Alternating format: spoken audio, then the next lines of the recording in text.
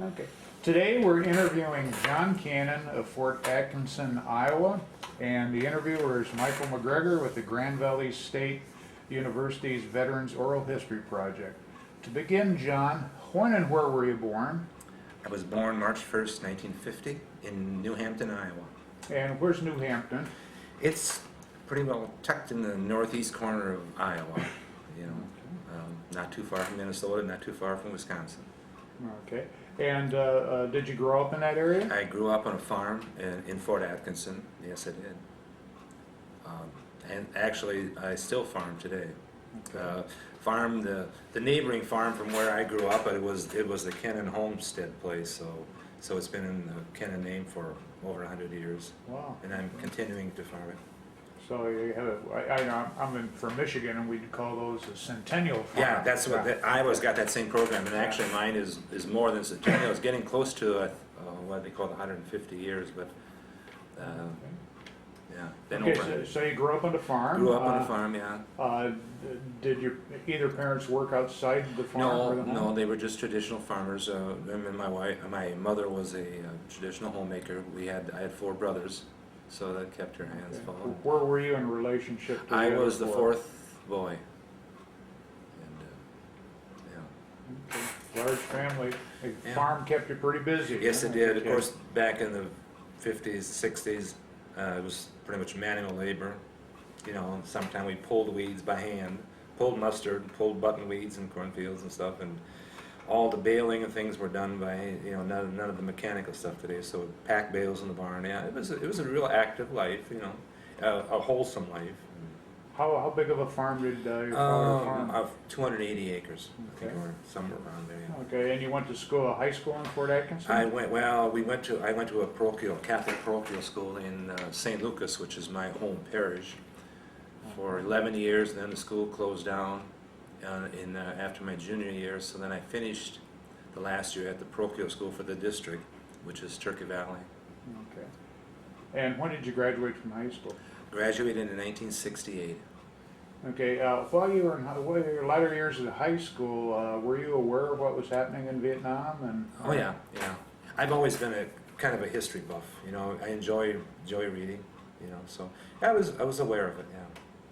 And you know, back in Iowa, and I'm not sure about the other states, we had a local radio station, and of course, we had a particular guy on the radio that, you know, very unique, been there a long time, but just hearing this, oh, another Iowan killed in Vietnam, you know, and then, you know, especially in the northeast corner of the state. So that really hit home because, and there were a few local soldiers that got killed, but when the radio announcer would come on, and you know, it all made an indelible impression on me. Okay, when you graduated from high school, what were your plans? You know, I wanted to go to college, which I did. I mean, I graduated from high school, and I left, or well, in the fall, I went to the 1 year at Loras College in Dubuque. And meanwhile, and I've reflected on this, why I did it, but I kind of assumed I was going to be drafted or something, so I more or less talked to the draft board and this and that, and of course, they gave me this line, well, you know, you rather than sign up, if you want to just volunteer for the draft, you might get a tour in Germany. You know, chances are, well, I kind of fell for that ploy, and I did. I volunteered after my first year of college, or before it ended, I volunteered for the draft. Well, sure enough, I got drafted. You know, in the summer. Well, I kind of planned it.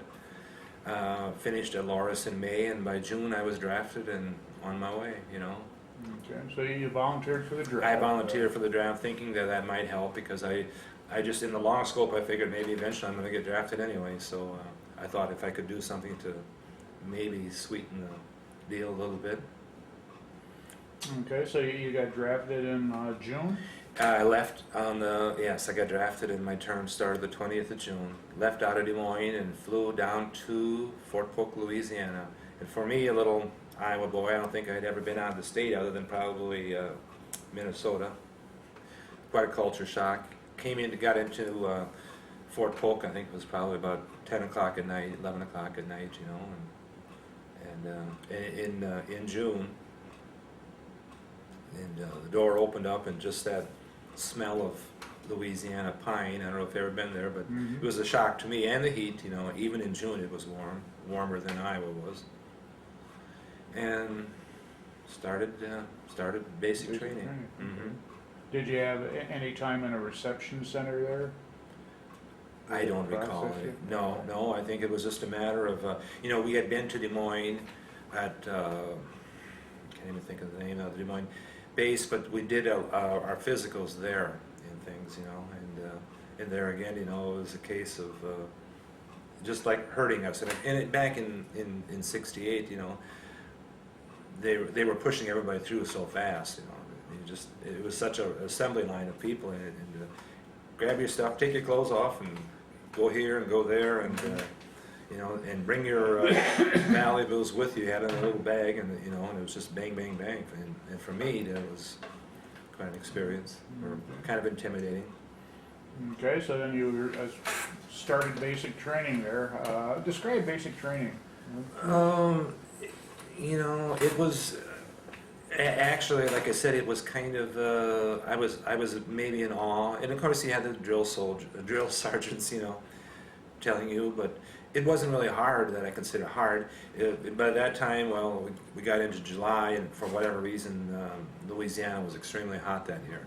Maybe it's every year, but I know during the course of basic training and then later on AIT, it was so hot that they let us unblouse our boots and things, because they said it was even, and there were times when we even didn't have calisthenics. It was just too hot, and things, so I wouldn't say, in retrospect, looking back, I say it was probably more of an emotional journey than it was a physical journey. Or at least for me, it wasn't physically hard, but the things that they did, like calling us out for formation at 2 in the morning or something, and maybe bring your footlockers with you, and just different things through the time, And like I said, at the time it was, kind of irritating, but like I said, in retrospect, it probably taught us more emotionally than it did physically. So the physical part wasn't much of a challenge for you? Not to me, it wasn't. Because of the work on the farm? Well, maybe so. I mean, yeah, and I was pretty good shape then. Yeah, no, nothing, push-ups and everything else, jumping, none of that was hard. To me, it wasn't, No. Other than the heat probably was, Yeah. Now, what was the composition of your basic training unit? Were they all draftees? Or Yes, some- well, no, they weren't, because that was the other thing. We'd have to sit in at chow line, we'd have to sit there at parade ease, and then all of a sudden he would call 5 more to come in or something, or 10 more. And as we went by, we'd have to say one USA was a draftee, and 2 was a NG for National Guard, and things, and of course the drill sergeant that called us in, as we went by and we said 1 USA, he let us go by. As soon as the National Guard or the Army Reserves, came by, a reserve guy, he always said, whoa, he said, get down, and it was one of these deals like where the draftee was a little bit better than the reserve or the National Guard, and there again, it probably, I said it probably gave us an aura of being a little bit better than the reservists, yeah.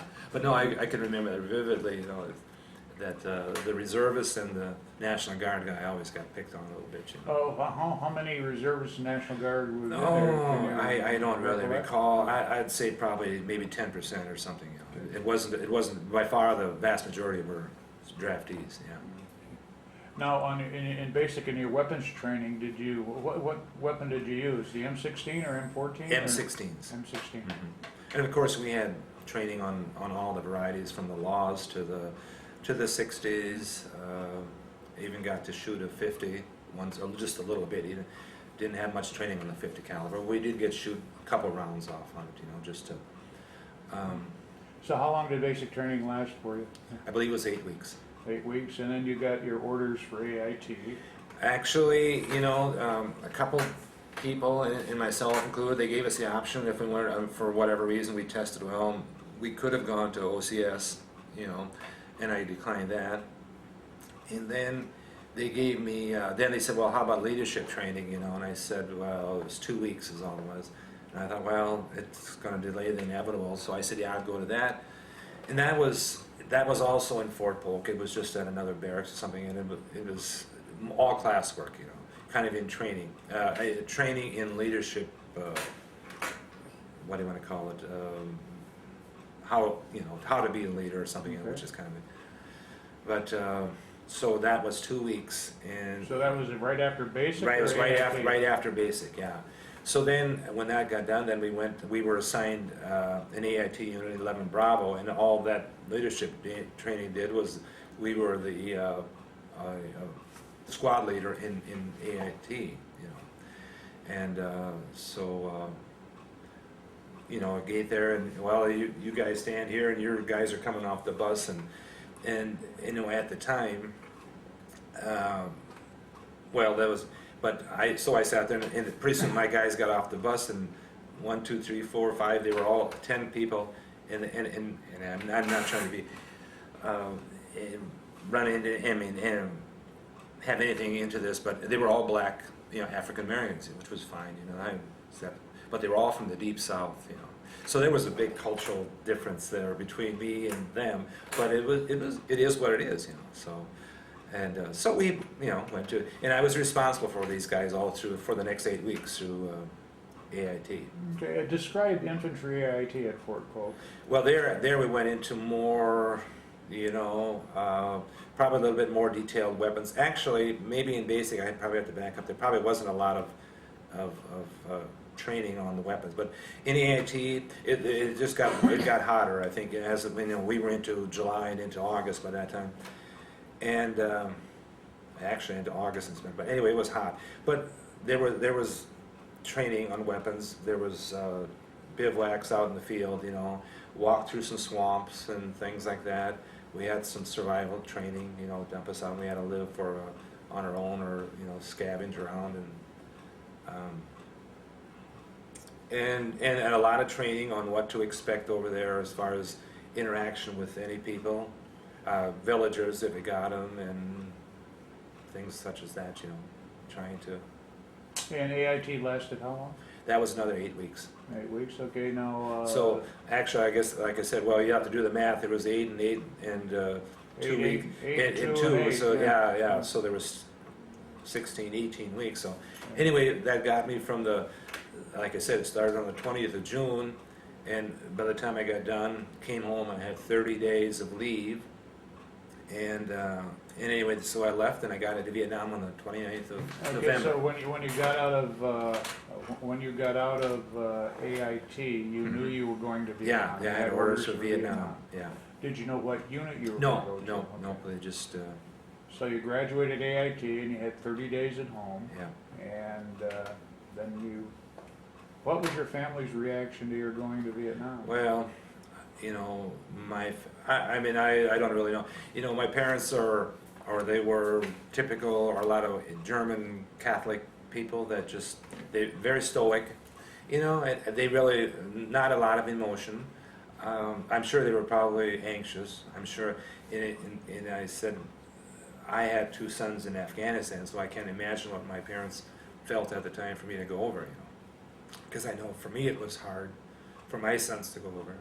Yeah. So, yeah. But, you know, none of this, they aren't real particularly emotional. I mean, we didn't do anything, oh, Johnny's going over and we're going to have this big party or something. No, none of that was, just went home and probably farmed for the 30 days that I was off. My wife, we weren't married yet, but I mean, girlfriend, she turned out to be my wife, but she was going, well, I guess she wasn't going to nursing school at that time, but I'm sure we spent time together. Mm-hmm. And like I said, I probably farmed. You know. Did any of you said you had 4 brothers. 4 brothers. Did any of your other brothers serve in the military? My oldest brother was in the Navy. Okay. In the, well, early 60s. He was actually in during the Cuban Missile Crisis. Okay. But he never went overseas. He was all basic, but I can remember at the time he was supposed to have, I think, probably gotten out, and they extended his. But yeah, it was during the Cuban Missile Crisis. Okay, so now your 30 days is up. Describe the process that got you from Iowa to Vietnam. Okay, so I believe I flew out of California. I believe I flew out of Oakland, you know, flew into San Francisco. We went over the Golden Gate Bridge, and I think we flew out of Oakland, and flew from Oakland to. We landed in Alaska and Japan, and then we flew into Benoit. Benoit around Saigon. Yep, north of Saigon, yeah.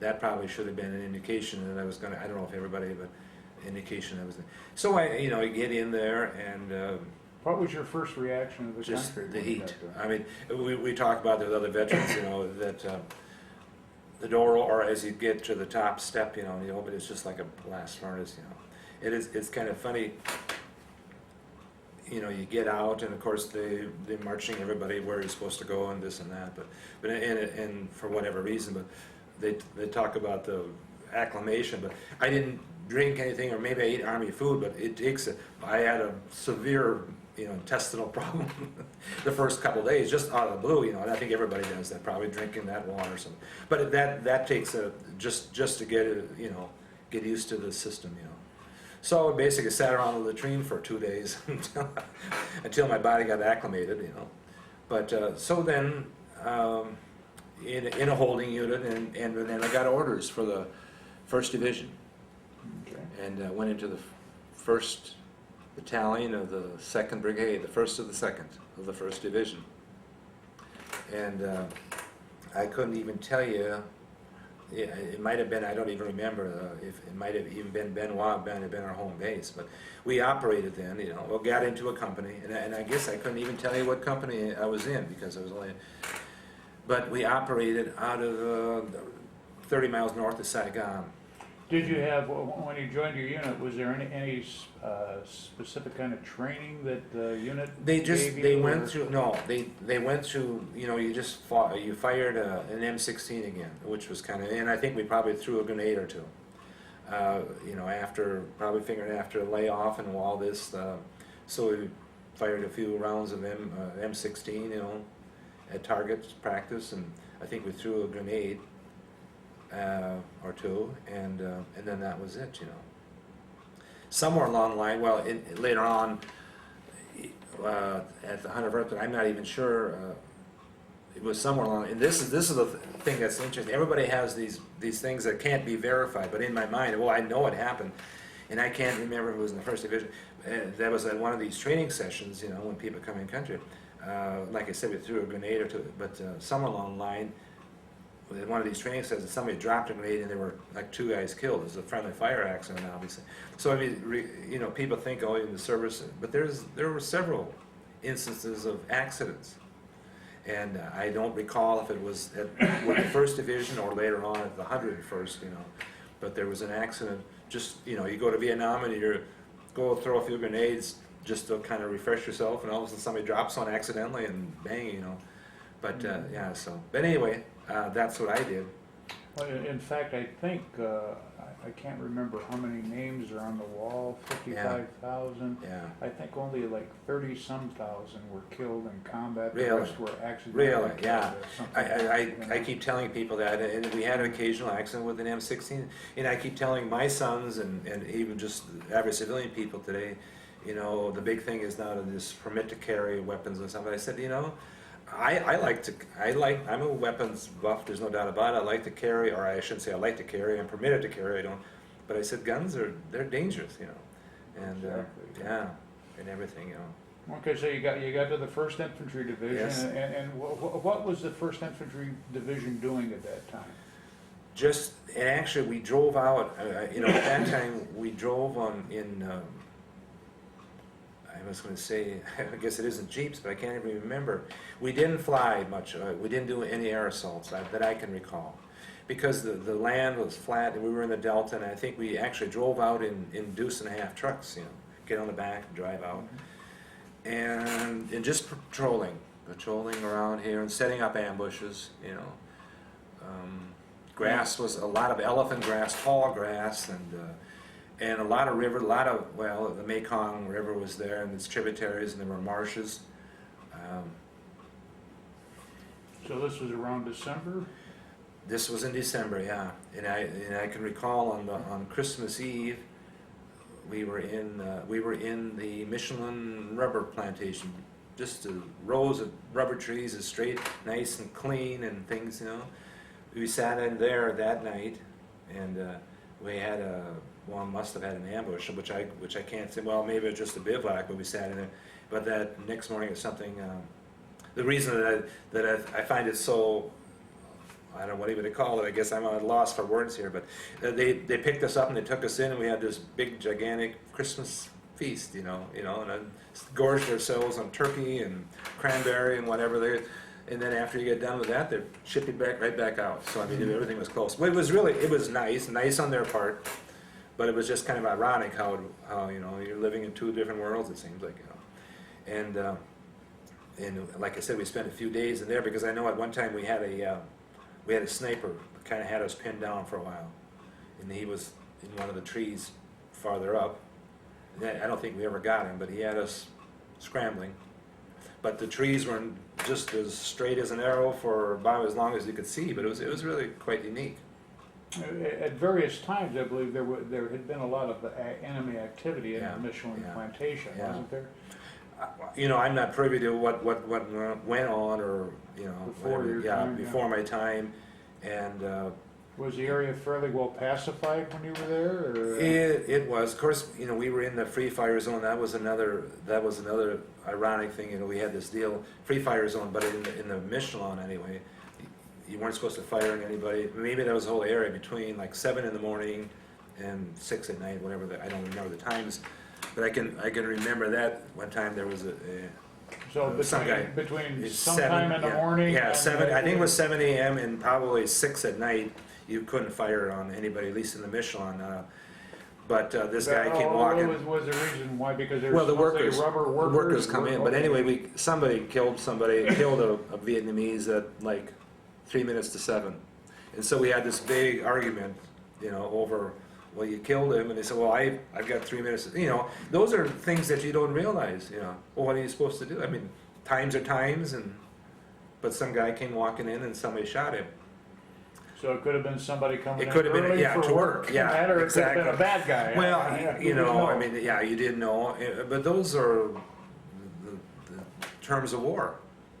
And, you know, people don't realize that either. That, well, what are you, and so they're really, you know.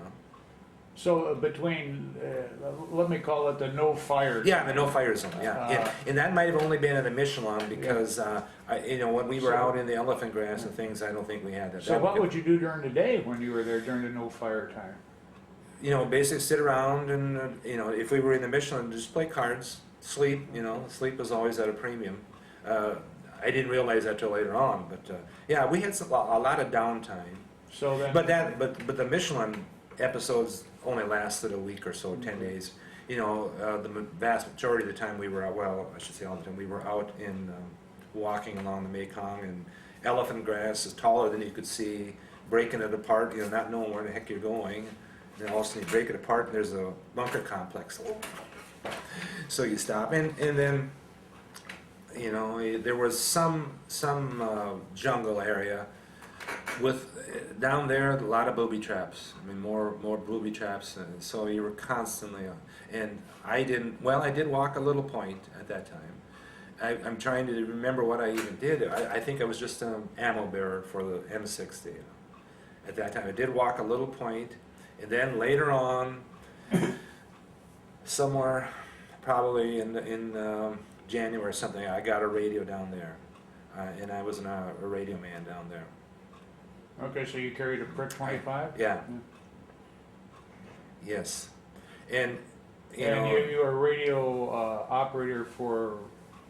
Well, for the rest, yeah, for the platoon, yeah. For the platoon leader or platoon well, sergeant, at that time, I think I was just radio operator for a squad. And a lot of times they'd have extra ones for a squad leader or something, you know. And a lot of times the radios went with an M60, you know. And we sent a lot of ambushes out, you know, like a squad-size ambush or something. And you always had a radio, you know. You had obviously had the M60 operator and his ammo carrier and probably the squad leader and me with a radio, or somebody with a radio, you know. And we would go out, set up just squad-type observation posts, you know, more or less, and things like that. During this time, you were obviously operating in fairly populated areas? Actually, No? no, they weren't. No, we were north of, like I said, north of Saigon. I don't, I can't recall even being in villages. I know we'd go to bunker complexes, get into bunker complexes and stuff, and we would. It was a matter of hit and miss. Of course, we were fighting Viet Cong at that time, and they were pretty elusive. Well, I should say elusive, or whatever, but they would blend in with the local people, and we would. I guess I have to back up a little, because we did see rice workers and things, but it was one of those deals where during the day they're probably working in the rice fields, and at night they're Viet Cong. I'm just assuming that. Was there much activity or? Well, yeah, we did. Contact? Yeah. Well, and whatever contact we did, we initiated it, and that's we would blow. I know one time we actually blew an ambush on when we killed 10 Viet Cong, and it was during the day, so that we must have had a no-fire zone. We killed 10 Vietnamese or Viet Cong, and so we dug a big mass grave and we buried them. And then for whatever reason, we stayed there again. And I think it was the next day or 2 days, we killed 10 more. Same spot, same ambush. So we had 10 more, right on the same spot. So we dug another big, and then we went on. But that was unusual to have something like that. But there again, in that area, almost everything that we did with the 1st Division was we initiated. We were the aggressors almost all time, or the enforcers, whatever you want to call it. But we a lot of booby traps and some sniper fire. When you'd come across a bunker complex, what would you do? Extreme caution, back up, kind of observe the situation a little bit, I can recall one time we had a guy, he was older, he was like 45, 50, and he was only probably an E4 or something. He had wrecked a Jeep. And, these is another one of the pictures, but he had wrecked a Jeep, so more or less for his punishment, he got sent to infantry unit or something, and we liked him. We called him Sarge, even though he was only an E4. But we came to this one bunker complex, and we didn't see an activity or something, or maybe it was only. But anyway, we actually threw in a hand grenade, or a concussion grenade, which we didn't have many of them, because you didn't have much use for a concussion. But we threw in a concussion grenade, and he stuck his head in, and he got shot in the head.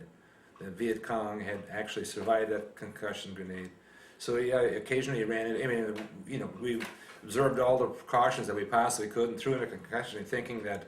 So obviously we threw in a bunch more, and I'm not even sure what we all had, but we threw in, and obviously we killed him. But and the guy survived. He got shot in the head. He peered in, and bang. But he did survive. We medevaced him out. Never saw him again, but I think he was okay. But yeah, those are little instances that leave an indelible mark on your psyche. So what kind of, when you'd be out in the field, how long would you be out for? I don't really recall that. I know that at that time, like I said, we did a lot of traveling back and forth with Deuce and Enemy, all of a sudden they'd call, hey, we're coming, because there were roads down there. And maybe 3-4 days, come back in. And I don't remember what our rear base was even at that time. Maybe we went back to Benoit. Like I said, we had, there's a mountain there north of Saigon. They call it the Black Widow Mountain. It's just one mountain. It's just like a pimple, and that's where we operated on. But then it was the Black Widow Mountain, and we operated around there. And I said we a lot of water. There's another thing that sticks in my mind, which I guess I never really told anybody. But we were walking in a walk spread on formation, and I had a radio on and a full pack, and we were walking through this river, and it was probably almost waist high, and walking this and there, and I was pretty much up on. All of a sudden, I'm saying, Kuennen, watch out! There's a bomb crater in the river, because the river had quite expansive there. But I mean, it must, like any bomb crater, was probably 12, 15 feet deep, Oh, okay. Oh yeah, I mean, I'd have walked right in it, and obviously I wouldn't have drowned. I mean, I hope that somebody or I could have got my pack off, but I'd have fell in the darn thing, and I'd have been 12 feet of water. Just instantaneously. Was the water that clear enough? It was just clear. Was it clear enough that they could see it? Oh yeah, It yeah. muddy. Okay. But I mean, if you were looking elsewhere and looking out and all of a sudden, hey, Ken, watch out, So then obviously after that, then everybody said, hey, watch out. Oh, we all had that, but yeah, those, yeah. Now, you carried a radio there, kind of talk about what you carried. And the weight and the items. Oh, and yeah, well, the radio, I mean, as a radio operator, you carried a radio and you always had an extra battery. the radio weighed, what, about 20 pounds? Well, I think it was more like 15, 16, 15? I think, yeah. Well, with the extra yeah. battery, you Well, probably yeah. get about. Oh, yeah, with the that. extra battery, yeah, the battery is there, the radio.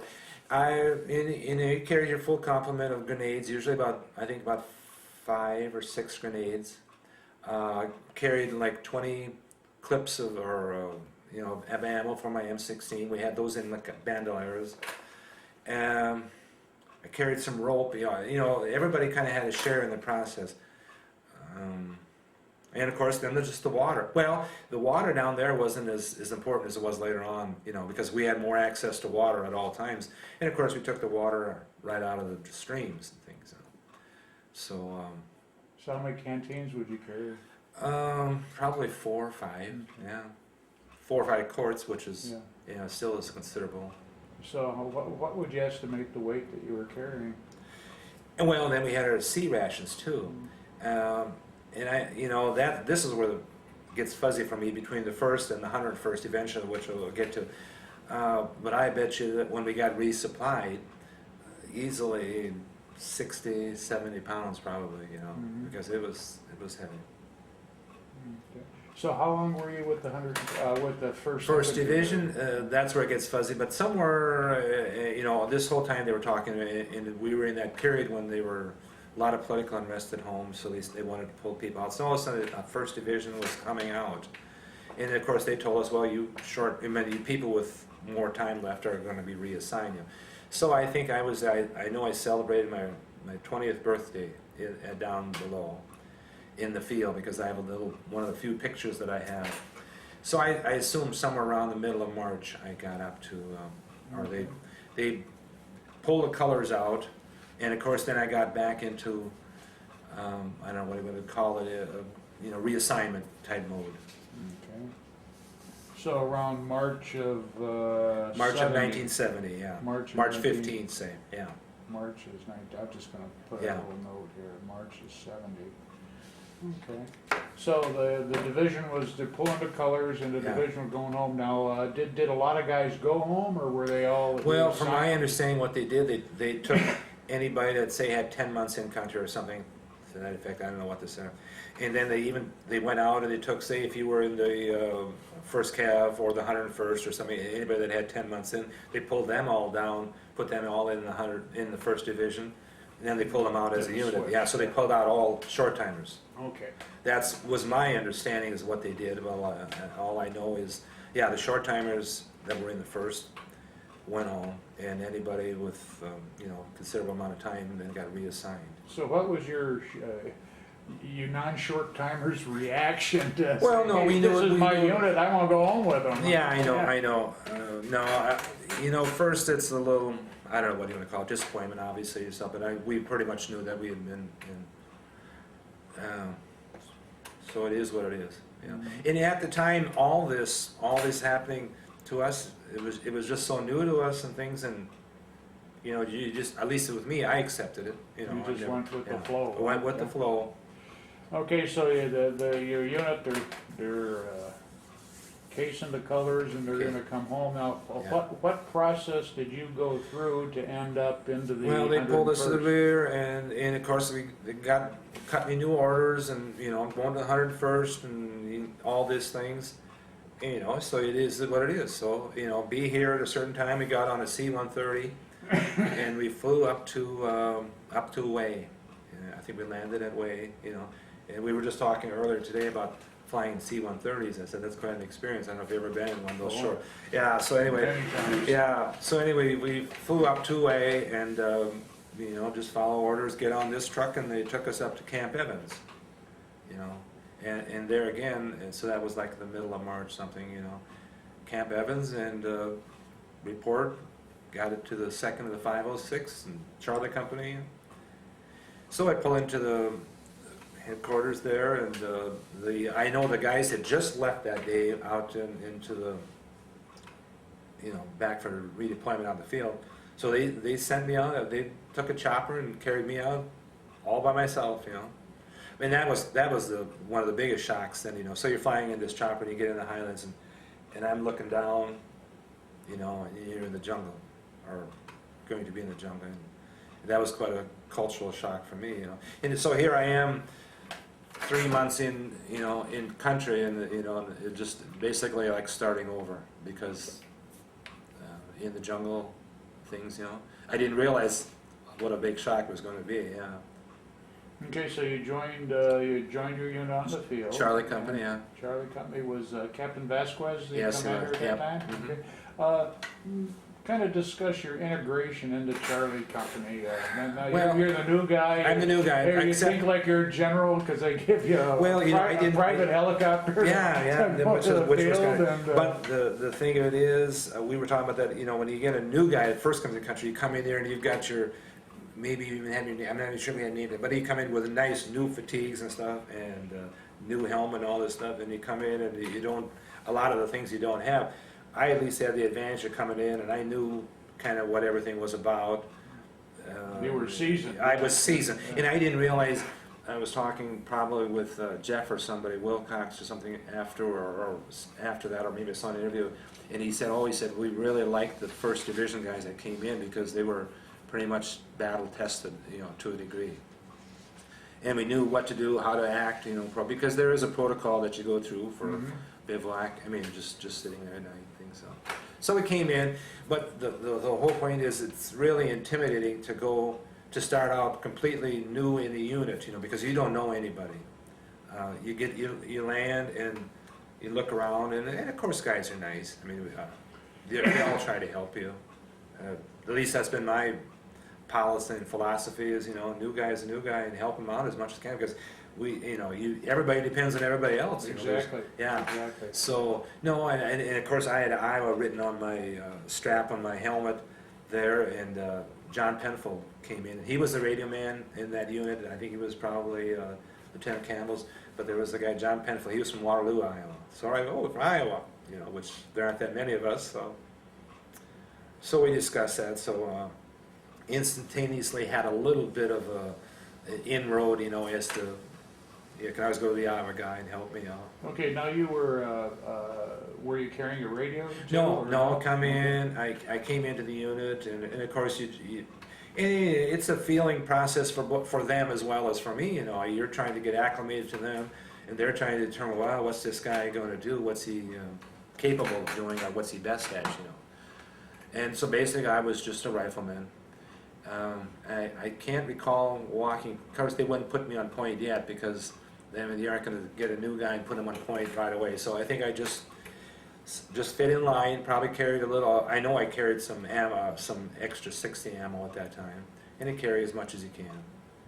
And, but it was just night and day difference from the south to the north, you know. We were in jungle, and I mean, thick jungle. In earlier interviews that I've watched previously, I said that, and we were talking about this last night, I said something, when were you, or when did people think the monsoon was? Because I remember, I'm not sure if the monsoon started, because I know different people are kind of hazy on it, but eventually we got in, and I'm not sure if it was the monsoon right away, but eventually we got into the monsoon season, and it rained like 1 o'clock, or like 7 minutes after 1. It would just pour. And you know, and we would be walking these steep hills, and guys would be slipping and falling, and then they'd grab onto bamboo and they'd cut their, we send out 2 or 3 guys I know that cut their hands, probably even more, that we'd send out, you know. So anyway, like I said, we got into the unit, and it was just a matter of getting used to it, you know, kind of fitting in. Okay, how long were you with the unit before, because your company went up originally to Ripcord, right, and started? We were there. Yeah. So I got in at the end of, like I said, middle of March or something, and, well, okay, so then we would go out on little patrols, squad-type patrols, platoon patrols. We didn't operate that much as a company, you know. We would get together, and rather than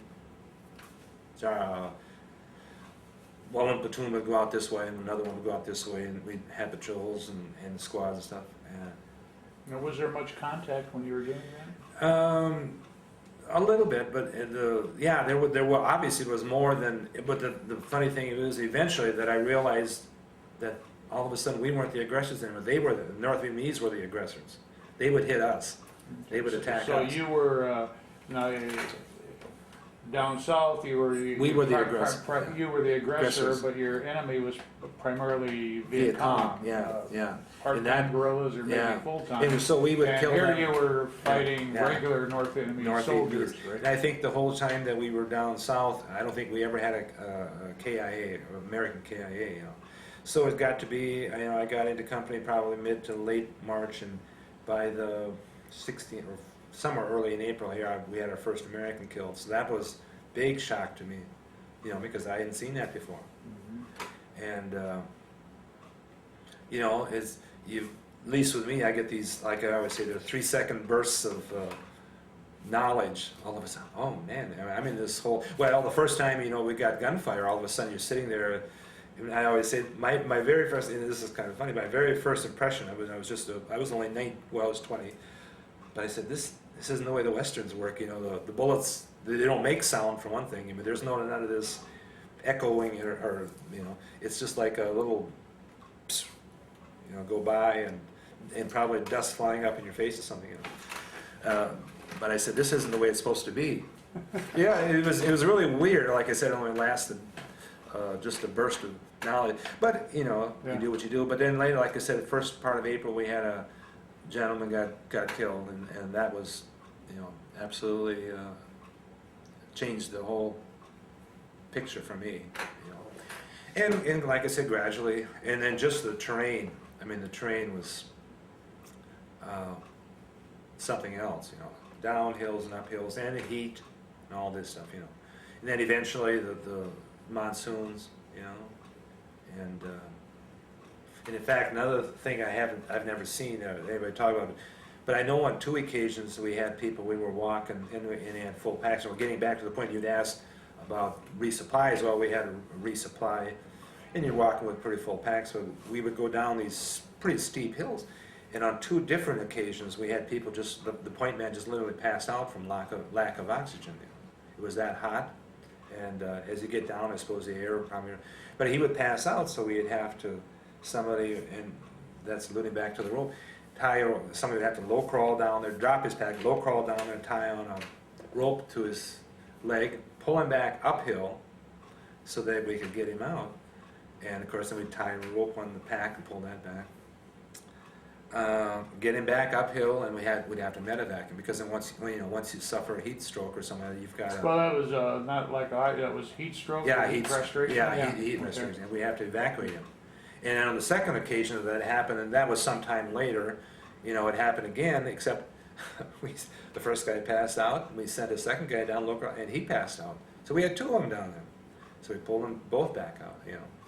And that was another one of these instances that a lot of people don't remember, but I vividly remember that, and I couldn't tell you when it happened, but it did happen. Things like that happened. And then I was alluding to the monsoons, same thing, walking these trails, and then it would just rain and rain and rain, and you'd kind of slip in and you'd grab bamboo and it just cut your finger right down to the bone. So that person got medevaced out and things like that.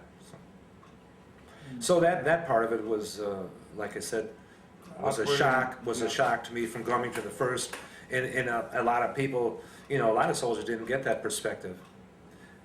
And then after a while, well, it just got, it was just another day for me anyway. And then anybody that was there.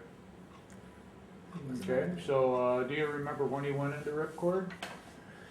I remember the day vividly. I remember walking up it, and I was talking to some of the guys last night about it. And I think they've got the wrong date on there on the official date. I thought it was a little bit earlier in April that we walked up.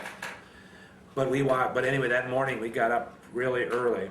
We had bivouacked down below the hill somewhere, and we got up early. And what was funny, and there's another instance I just told my wife this not that long ago.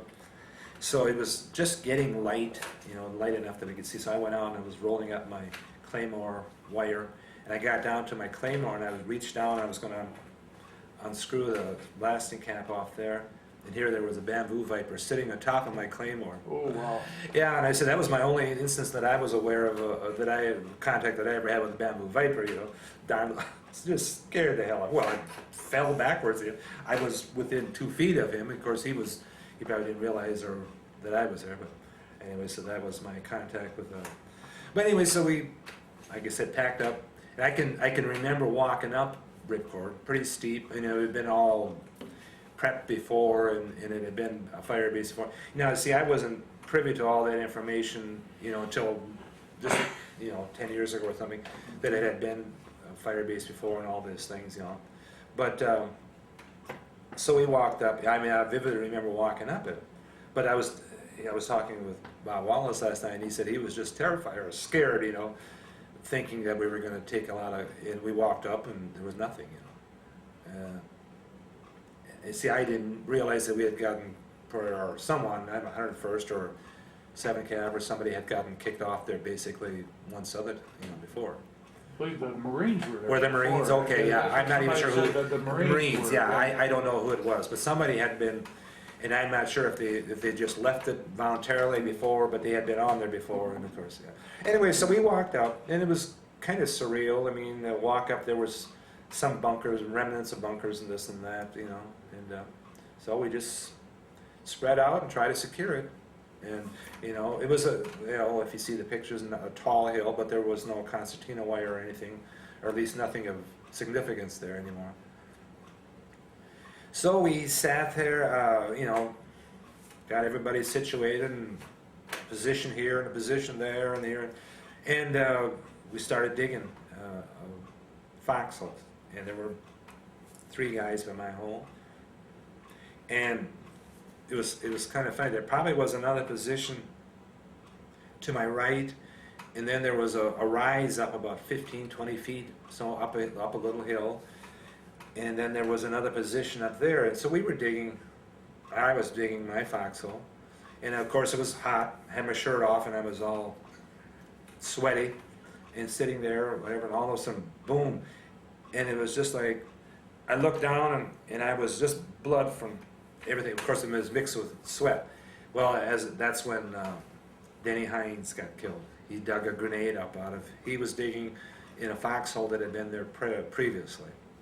Okay, so he was digging He in was the digging foxhole and hit a grenade, came up with a activated grenade, yeah, and activated and came up, yeah. So he was severely wounded, but I mean, it was such a fluke that I was so far away, and a couple pieces of shrapnel hit me in the arm, you know.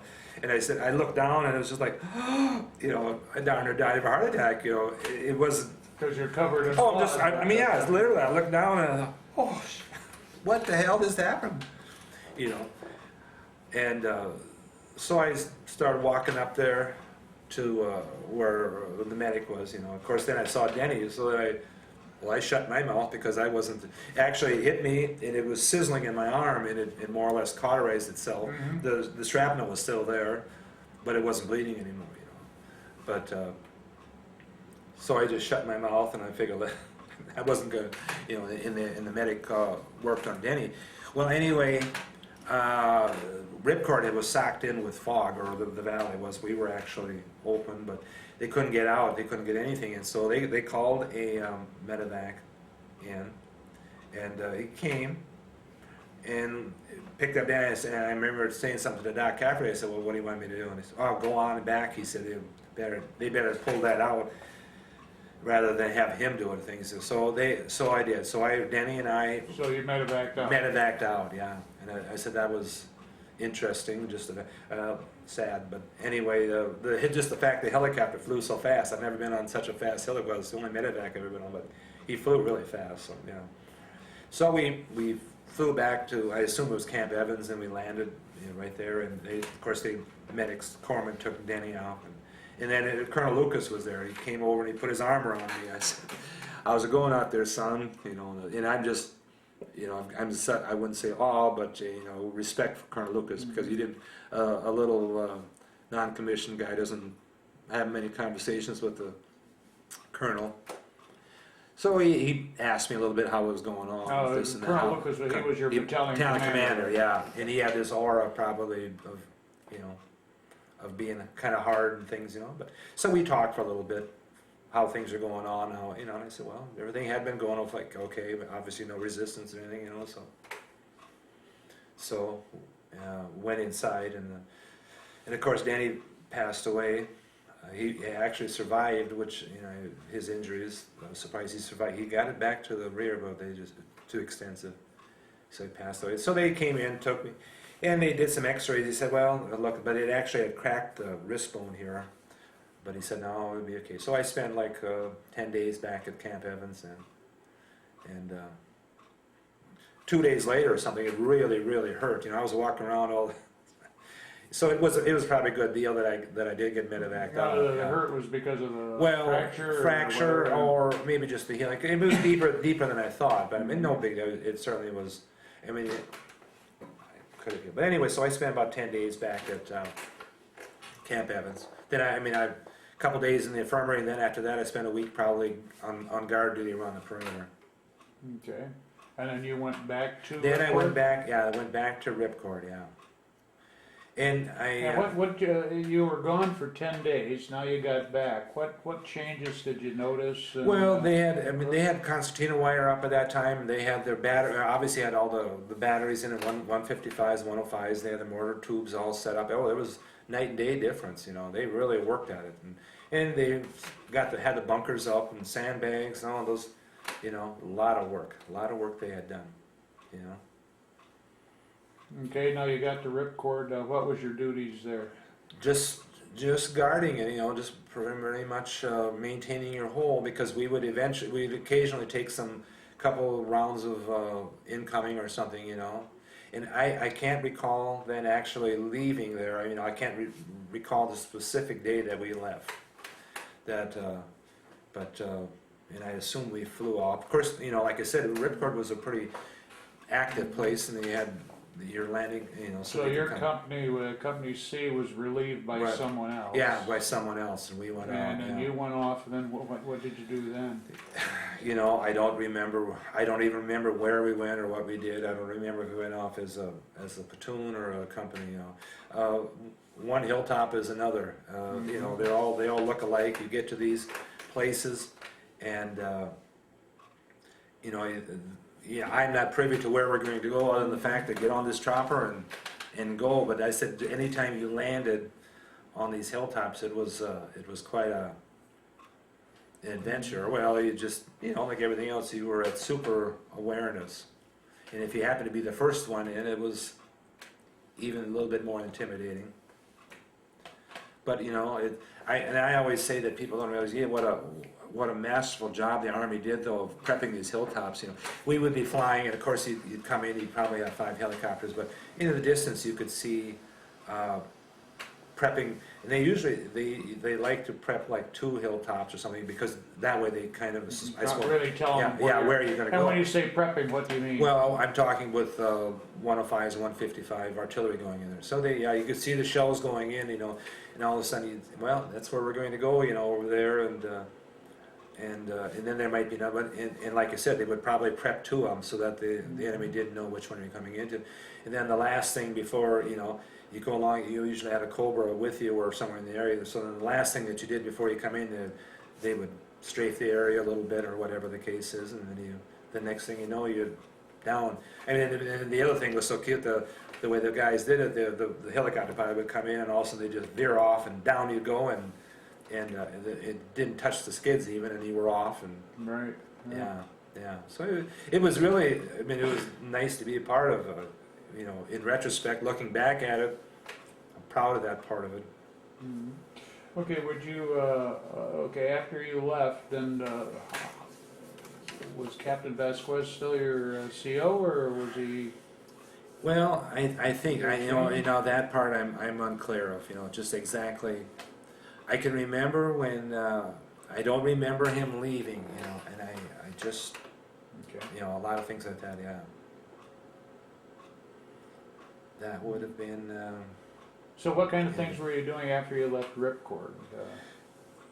just patrolling, you know, getting these walking, you know, like I said, somebody would get the orders and we would walk, we would set out patrols.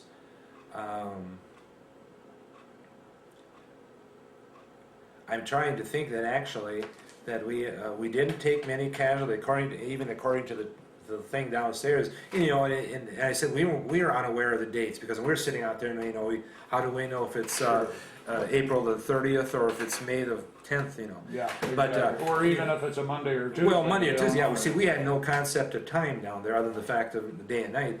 So I was looking, you know, I said last night they had a chart of the people killed. That we actually went from probably the 16th of April until I'm not sure if we had any casualties in June, you know. So we probably had a relatively, I wouldn't say easy, but a casualty-free May and June probably. I don't see anybody on there.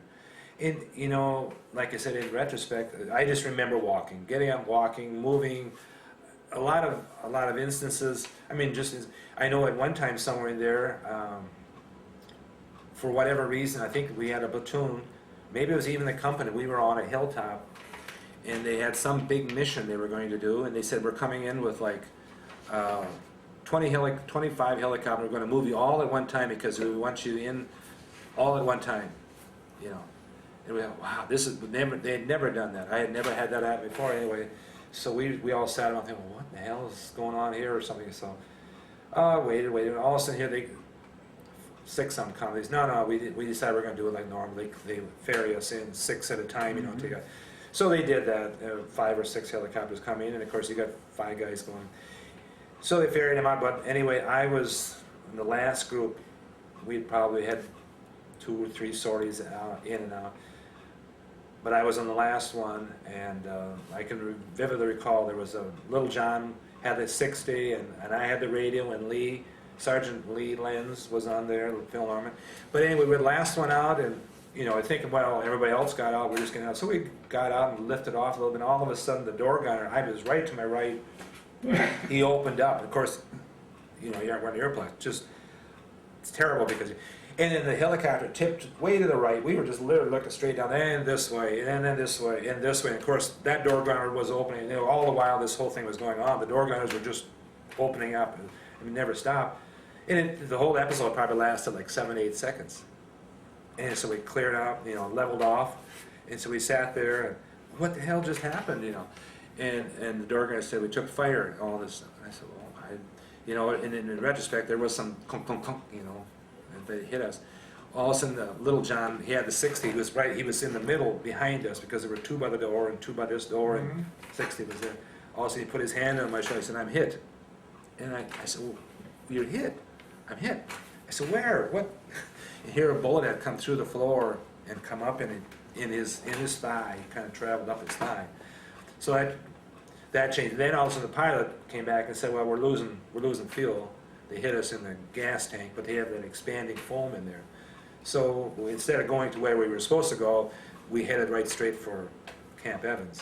Got out of the highlands, and then he went way down, flew real low over the lowlands, you know, until we got over to Evans and zipped up and down and set her down and shut her off, you know. And obviously, but that's the last that I ever saw of Little John, you know. He was from Massachusetts, I think Boston.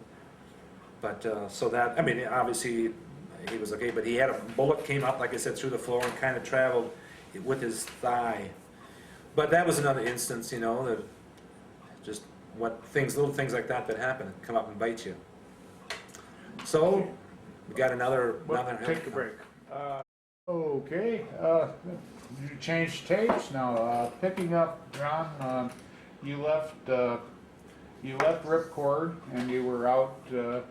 You were relieved on LZ Ripcord from landing zone security or whatever, and then you were doing other operations around the thing, and you ended up on Hill 902. Yes. At some point, like I said, from the time we were relieved at Ripcord, we were just doing operations, squad size, platoon size. You know, excursions out, more maybe observations as much as anything, you know. Around the Ripcord Around the area, Ripcord, yeah, it was all area. within the general area, yeah. Okay. And, you know, there wasn't a lot of sightings. whatever, and not a lot of activity as far as confrontations go that I can recall, you know. And the night before 902, we obviously had bivouacked as a platoon somewhere on some hill, and on the obviously on the 1st of July, or I suppose 1st of July, we walked up 902 as the 2nd platoon did, and I didn't realize it until further on that I believe it was the 3rd platoon was already had spent a night up there. They were up there waiting for us as we walked up. I didn't realize that, but so we walked up, and I can remember digging in for Foxhole for the night bivouac, and I don't remember them, or I wasn't aware that they were up there the night before. So that was going to be the 2nd night that we stayed, or that they stayed on 902, and that would be the 1st night for us. So we had 2 platoons up there. On 902, on the night of July 1st, July 2nd, yeah. Okay. And did you know that a unit had stayed there the previous? No, I wasn't Okay. aware of that until, Okay. I said, just till this whole Afterwards. Yeah, afterwards, yeah, after the, and they had been engaging some enemy down below. I mean, just lobbing some laws and things in. They were trying to suppress artillery fire from the North Vietnamese, or mortar fire, I should say, onto Ripcord, and I didn't realize that. So they had been on 902 trying to suppress this mortar fire, and it was a high advantage point, and obviously they were successful. And so when we walked up, I mean, I wasn't aware of any imminent danger any more so than any other night, you know. And anyway, so we took our positions, and we did dig in. We didn't always dig Foxhole, but that night, I suppose in retrospect, they probably told us dig Foxhole, so we dug, and it was, you know, kind of rocky, I remember that, but we dug a Foxhole. And then the funny thing is, I had the radio. By that time, I had been carrying the radio for, I suppose, 2 months or something. Yeah. And you were the radio operator for who? Well, I was for Lieutenant Campbell. I was pretty much assigned to his radio. Although, you know, with any radio, they'd always have a radio going with them. You know, if you were out on a patrol or just as a listening post out someplace, they always wanted a radio with us. So I mean, I would go. This particular night, I was with Sergeant Lee Lenz, you know, and in a squad, and so we dug a hole there, and Steve Harbor was an M60 carrier, so we had Steve and Lee and I, and there can't even remember the 4th person. We actually had 4 people at that foxhole where I was at. We had already dug the foxhole, and you were sitting your things on it, and then just somewhere along the line, Sergeant Herndon came over, and he said, Kuennen, pick up your radio and go over here, and you're going to go with Phil Lorman was another, had an M60, and Tony Gully. We're down on the west side of 902, and it was kind of it got flatter, and there was an obvious trail. I mean, it would be the trail to get to that hill. So they already had the foxhole dug, so they said, go down there, and you're going to bivouac tonight with them. And I was not too happy about that, because that was probably going to me, it was the most obvious place that they were going to come up if somebody comes up, because it was the trail, and it was easier walking up. But, you know, I actually had a few words with Sergeant Herndon over it. Wasn't too happy.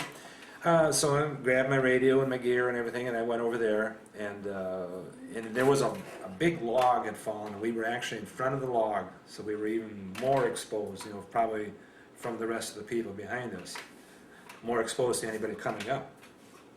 So it is what it is. So we dug in, set the claymores and everything up, and got ready for the night, you know, like a typical night. And you know, through this whole process, any night and every night was, I mean, it was just the fact of life that could be it, you know, could be the last night. Because through this whole process of being there, I said I don't particularly have a strong sense of smell, but there were a lot of nights, I shouldn't say a lot of nights, but there were nights when I'd smell them. I mean, I didn't hear them, didn't see them, but you smell them. And you know, it's just one of these natural things that your hair just stands up because all of a sudden. And I didn't realize that until reading and all this stuff, that other people did the same thing, you know. And then, you know, they projected this odor because I guess they ate a lot of mackerel, is what they said. Because of their diet. Because of their diet, obviously, yeah. And But they said they could smell us. Yeah, oh really? I wasn't aware of that. Yeah. I know this is one of these probably politically incorrect things, but yeah, but I smelled them. I smelled them more often than not, but I would smell them, before I'd see them or hear them. But anyway, this particular night I didn't, But anyway, so we sat up for the night and went to bed, or slept. Now there were 4 of you in the hole? There were all 3 of us. 3, okay, Yeah. so 1 on and 2 sleeping? 1 off and 2 sleeping, yeah. And, you pull your guard duty, and I think I had mine around midnight. Of course, we didn't have a watch or anything, but we must have had one, because I guess that's how you wear the regular. But anyway, I was sleeping when all of a sudden one of the guys woke me up and said, "Hey, we got movement, because I was lucky enough, I had the radio. Got movement on the other side, and you get up and you're tired. You're tired all the time there. Sleep was at a premium. So we got up, and it just barely got the cobwebs out of my head, all of a sudden, boom, behind us, boom, just light. And that was behind you, yeah. where So more yeah. of the American troops were. Yeah, right? yeah. It was behind a log, and it was in the interior of our bivouac area. And of course, by that time, just so you're instantaneously awake, then I had the radio. And it was just, then it was, and looking back, there were gunshots, but I don't think any of the 60s opened up at all that night.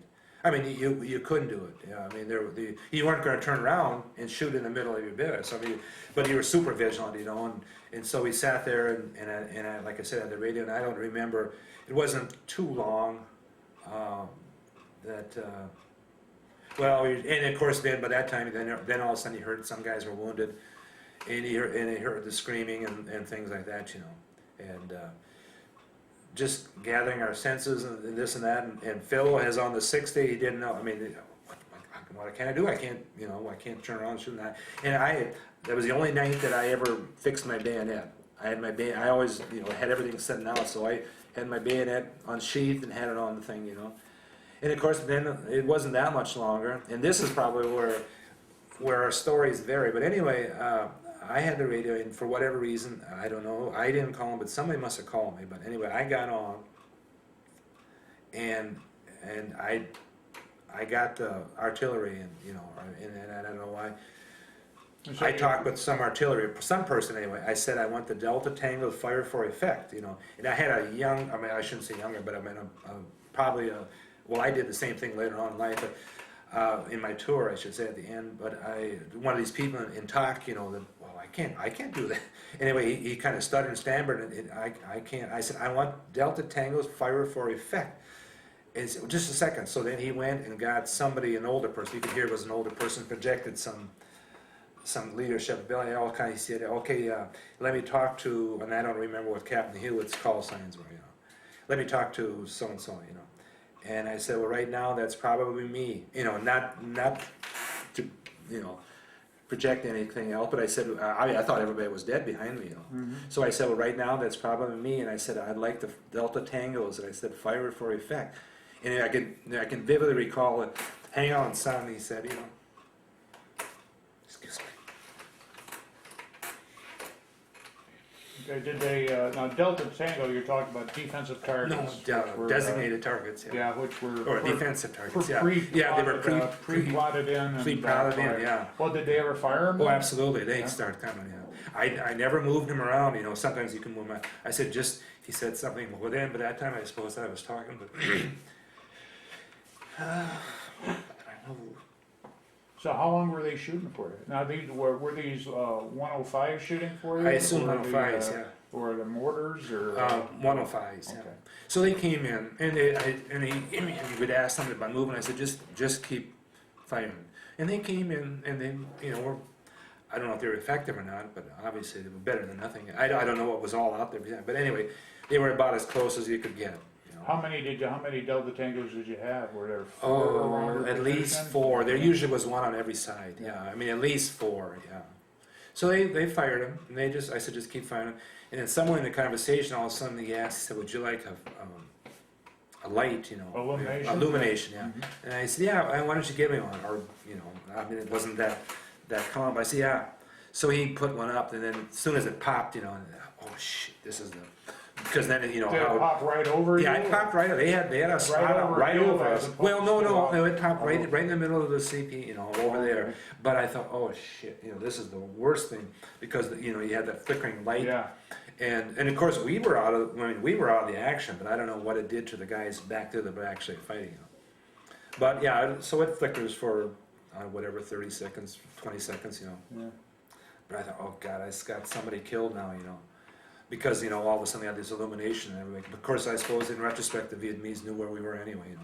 Well, yeah, and it, But anyway, it so- would help your guys. to Well, see what's yeah, I happening, think maybe, yeah. but anyway, so that went off, and then I said, I'm not gonna do that. But anyway, but meanwhile, we had the guy behind us, Tom Herndon was one and Phil had taken my M16 with the bayonet on, and he crawled under that log, and we got a guy, Gary Steele was on, he got Gary, and he was wounded, and we got him back in the hole. And Fox Phil would go back, and he'd come back and forth between trying to get to Tom Herndon, and we never could, you know. And I don't know who the third person in that hole was, you know. But so it was the next hole over. It was hit hard, and then my original hole was the one after that. Well, everybody in that hole was wiped out, you know. And that's where Steve Harper's body was never recovered, you know. And that was the one, That's that was the the one- location that you That's- didn't want to leave, right? Well, yeah, that I didn't want to live. I should have been at that time. Yeah. And you know, of course, then it got light, and then I suppose, and I'm confused as to which platoon was there and which one was on. Mhm. But the platoon that was on Ripcord, I think, was the first, you know, and they were waiting. Sergeant Berkey and his crew. Of course, they woke them up, and you know, and after talking about the story, they were sitting, they could see us getting hit, you know, and they initially thought we were all dead, you know. And if you look at the record, they said, well, no radio correspondence in 2 minutes, something, all presumed lost or something, you know. And after you read that, the first time I read that, it just took my breath away. Like, they're talking about us. They're talking about me, you know. Yeah, But you were in radio contact most of the well, night, I weren't was, you? but I suppose somewhere along the line we were trying to do this, and then, like I said, and I was telling last night, I remember I blew all three of our claymores. I mean, not bang bang bang, but for somewhere along the line I would blow one, and I don't, you know, in my mind I don't know. We never had any activity in front of us that I can recall, and I threw everybody's grenades. They didn't really throw them. I just rolled them down the hill more or less because they were so close. Because Phil was doing his thing. He was trying to get to Tom and whatever. And we never fired the 60. And I know in the book or someone online, somebody said something about our position, that there was no, well, there was, you know, there's nothing to fire on. What can you do? And if you don't see anybody, there's no, and we couldn't, you know, you weren't going to sit around and indiscriminately shoot behind you when you didn't see anybody or something, you know. Yeah, you didn't Yeah. want to give your position away. Well, I mean, that, you know, if you had to, you had to, but I mean, you aren't good. Anyway, so we were there, and you know, we did what we were supposed to do, what the time called for, you know. Now, after calling in to get the artillery support, did you stay in contact with the tactical center, I or- suppose I did. Now, Steve on the other side was talking about, he was in contact with the Cobra gunships and said he was directing them. And I didn't know that, you know, and well, that's the thing that I didn't quite understand, and I don't really recall how they got my, you know, we had our frequencies and stuff, but he said he was talking to gunships, you know. And I don't remember the gunships, but I'm sure they were there eventually. They came, yeah. That's all that I can. I mean, like I said, I can remember, you know. Okay. Now, as a radio operator, I'm just curious. The company operated on one frequency. Was Battalion monitoring that frequency, or did you have to change They had the frequencies? ability to monitor that, or you would go to that frequency, yeah. And the artillery was on a different frequency? The artillery was on a different frequency. That's what is confusing to me, but they could come down, you know. Because later on, at the end of my tour, the last couple months, I went to the rear, and I was part of that talk group that stayed up at night, and it was my responsibility at that time. Every hour we checked on everybody, you know. And you would call a certain status report, you know, and all you did was break squelch, you know, on your radio. and you would just check in, 2 o'clock, you would check in, okay, and they would, sometimes they would whisper, okay, sometimes they would just break squelch twice. Yeah.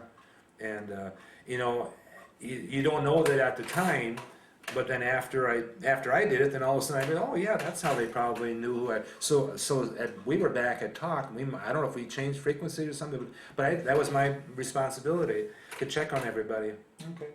Okay, so now it got light on 902. It got like, of course I didn't know what time, and like you said, time just goes on. It got light, as soon as it got light, Mhm. I believe it was the first platoon then came in and landed, and it's just scene out of hell. You wake up and everything is, everything is shot up. Helmets, radios, even guns. Guns are shot in half, and of course you had satchel charges, and you had, it's everything. It's just shot up, blown up, and things, and of course you had bodies laying around a lot. So many, and that's another point of contention that I have. That I was reading on the internet something about we killed 10 NV. In my mind, we had a lot more than that. Because we had them. Or actually, after a while they piled them up, and we actually had to stack them. There were 3 high.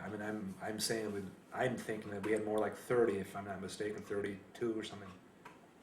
Okay. But they had 10. This was basically sappers. Sappers, yeah, they had been inside, yeah, gotcha. But obviously the first thing that you do, you go around and you're securing the area. You get up and you walk and you're just in. But the first thing that I did, I went over to Lee, and where I should have been, Lee and Steve and them, and Steve is nowhere to be found, nothing. And Lee, the only thing, I identified him, but you wouldn't have known it was Lee, so it was terrible. It is what it is, yeah. Okay, then they took you off the.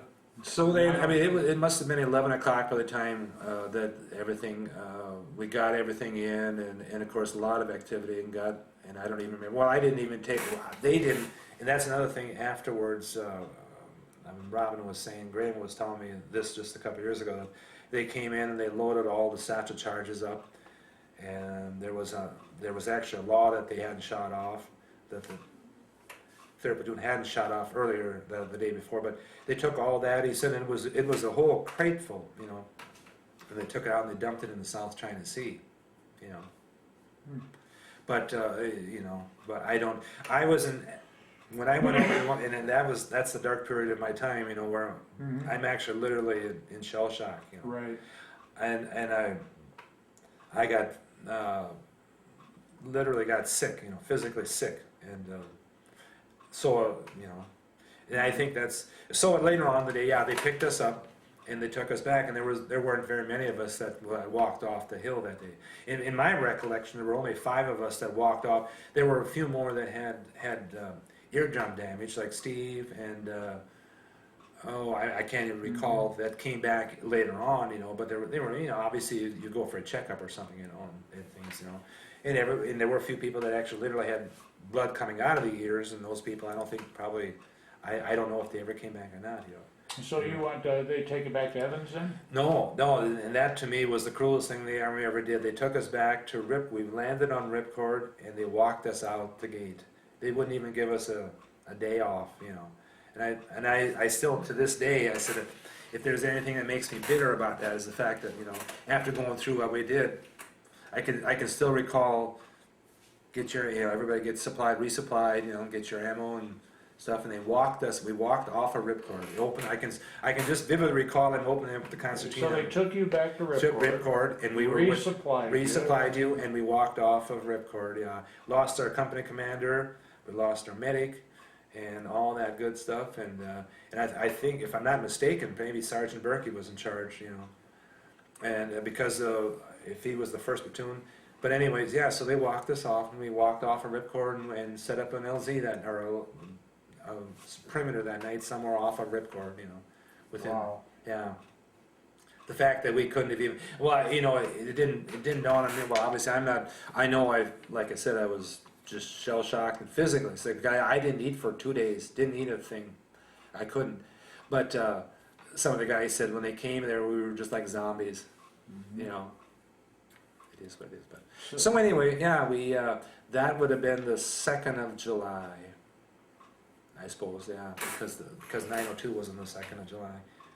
So then we did some more just patrolling. You know, I don't recall any air assaults that day, but then must have been on the 7th of July, 6th or 7th of July, and I think they picked us up and took us over because somebody in Bravo Company had gone in to recapture one of their mechanical ambushes, and then they had gotten ambushed while they were trying to retrieve it.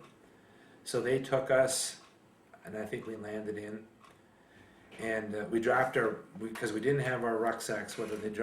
We dropped our rucksack, left and back. So we went in to try to get him out, and that's when we were sitting behind well, we were walking up, you know, and as you get closer, you could hear the gunfire, you could hear the bullets coming through the leaves above you and this and that. So you're kind of sitting there, and I had a kid from Alabama, Riley. We were behind a tree, you know, kind of looking around to decide what we're going to do. Anyway, so we both went off to this side, and we hadn't gotten any kind of crouching.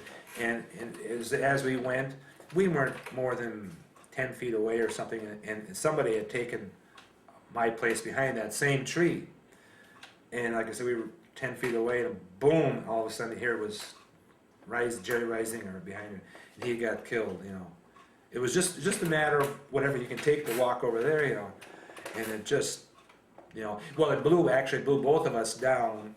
And this kid all of a sudden he looked up and he said, oh, I think I got a piece of shrapnel in my arm, you know. So, blah, blah, we did what we had to do, but of course we had to then get Reisinger out of there later on. And so that was another episode. It went back. Anyway, I keep saying, when I say Riley, I'm going to call him for whatever you want to call him, Chuck, but I think his name might have been Steve, you know. But I really liked him. But anyway, he left, got medevaced out.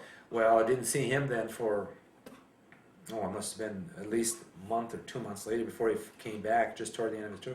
But he came back, but one piece of shrapnel had gone in by his elbow, traveled all the way down his arm.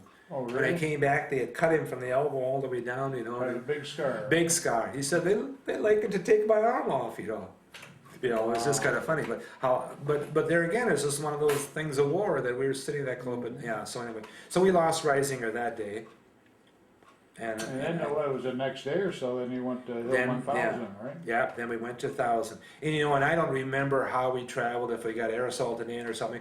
Well, there again, you know, that's when Jeff Wilcox came then and took over. Mm-hmm. And there weren't that many of us left by that time. We were probably only a platoon size strength because we had lost basically two of them up on 902.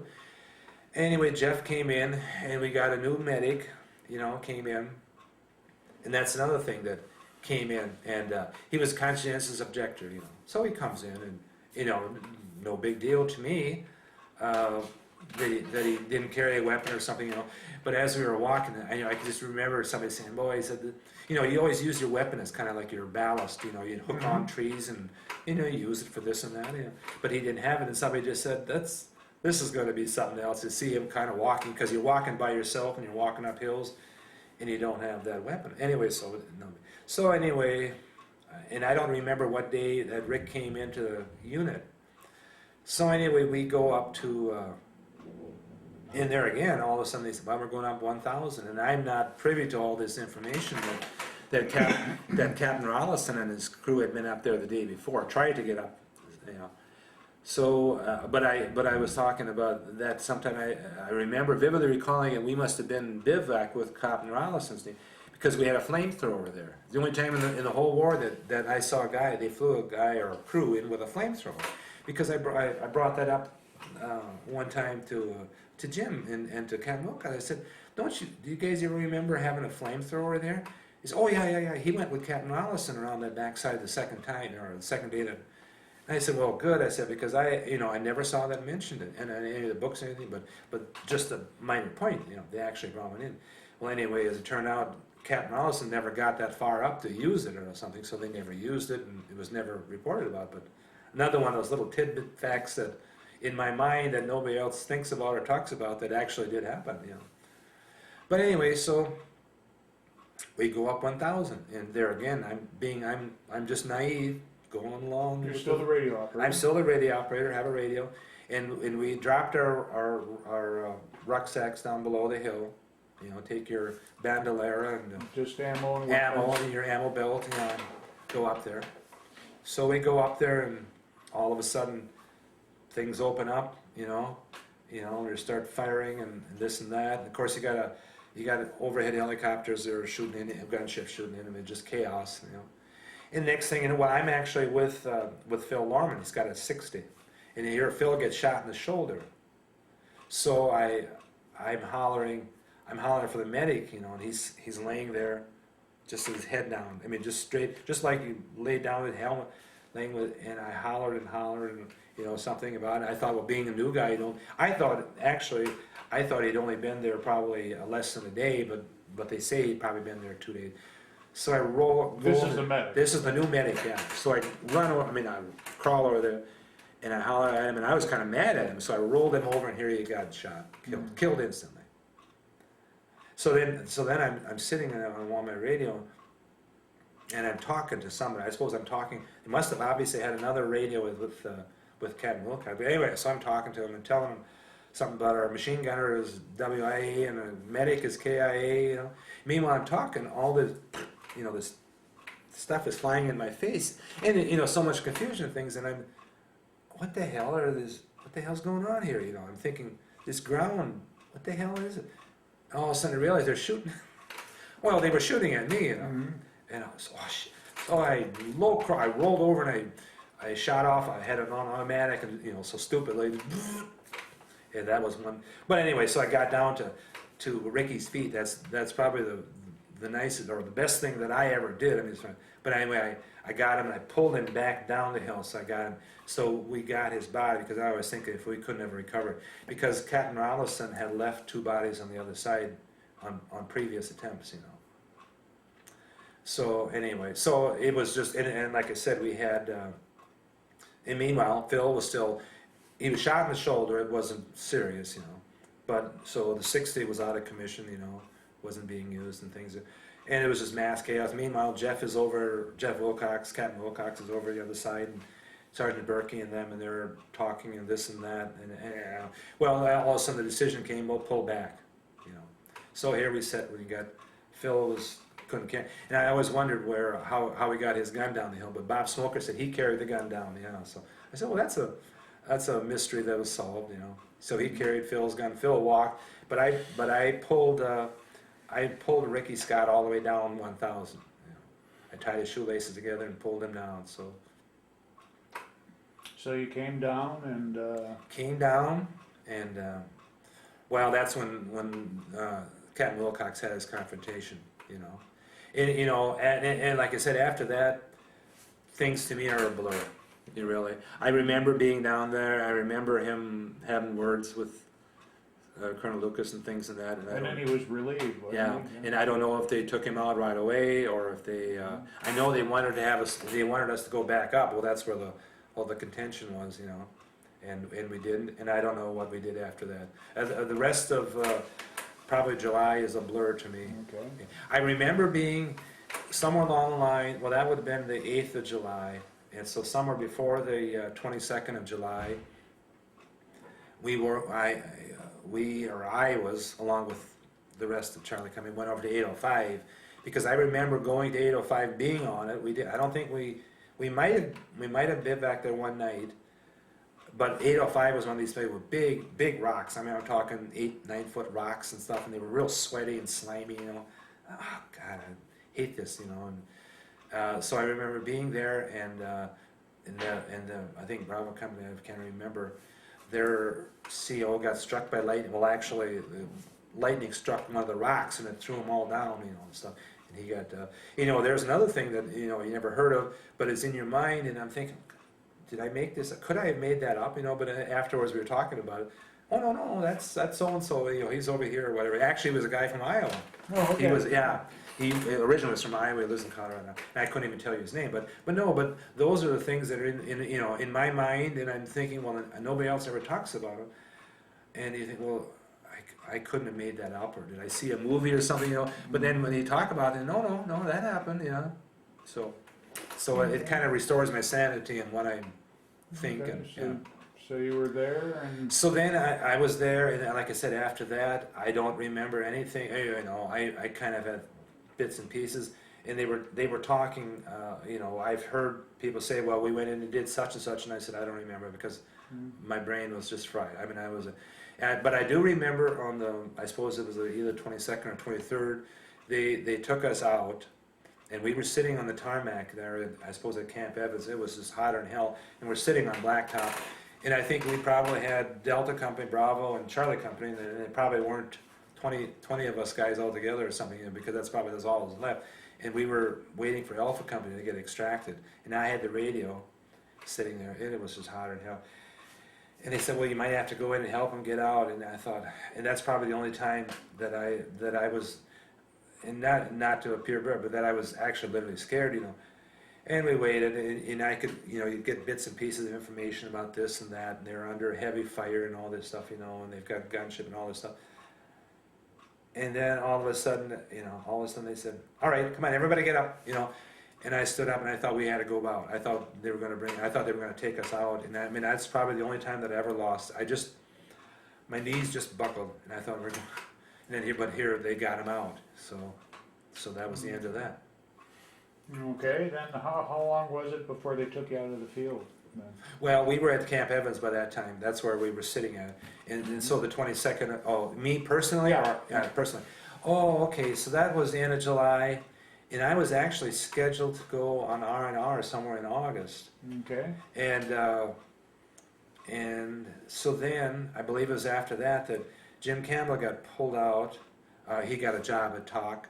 And then I said something to Jim, I was basically his RTO, Anyway, when he left, I said, well, Cap, I said, Lieutenant LT, I said, when you go, they usually take their radio guys, and he said, yeah, I'll do what I can, So, and I'm not sure if I got pulled out then in August already, or he said, I'll see what, but anyway, I canceled my R&R, yeah, because I thought, well, I'm not going to miss a chance to get a TAC job or something. Because what was funny about it, my brother worked for American Airlines, and he was going to fly my parents out to Australia to meet me. Oh, okay. And just the fact that they had never been anyplace, I thought, well, that'd be a nice thing to fly them to Australia, and then I'll get to meet John there too, and the idea. So I wasn't sure if they were going to or not. I just thought, but anyway, maybe I already had gotten it, but anyway, I went and I called home. I got to the rear, or I was at the rear. Anyway, I called home and I got a ham operator in Canada. Did a Mars call, right? Did a Mars call, got a ham operator, and I talked to my brother. And sure as hell, they were already in Chicago. They were in Chicago because my brother lived in Chicago at the time, and they were going to come to Australia. And I said, I canceled my R&R, I'm not going, So then unfortunately, in retrospect, I told them, I said, why in the hell didn't you go anyway? I said, yeah. But they didn't go, So it must have been like in early August that I got a job at TAC, and that was a radio job, like I said. And it was based where? At Camp Evans, yeah. Okay. And this was the brigade or battalion TAC? Now I can't even tell you. It must have been Battalion TAC because I was there in whatever capacity I was in. And I can't even remember who the guy was that took over for Colonel Lucas. Anyway, he would take me. I got to be his radio man. So, and he liked to come out, and he was a guy that actually didn't have combat experience, and I think he wanted to get his CIB. So they spent some time. So he and I would go out to the field to different companies. See, and that's one of the things where my confusion comes in, because I say, well, I know you, but I don't know how I know you. Okay. Because we would go to Bravo Company and Charlie. We would go to all these companies. Spent time. Yeah, spent each time. And So that's why my mind is just so. But anyway, so we would go out, and he was quite a guy. He was.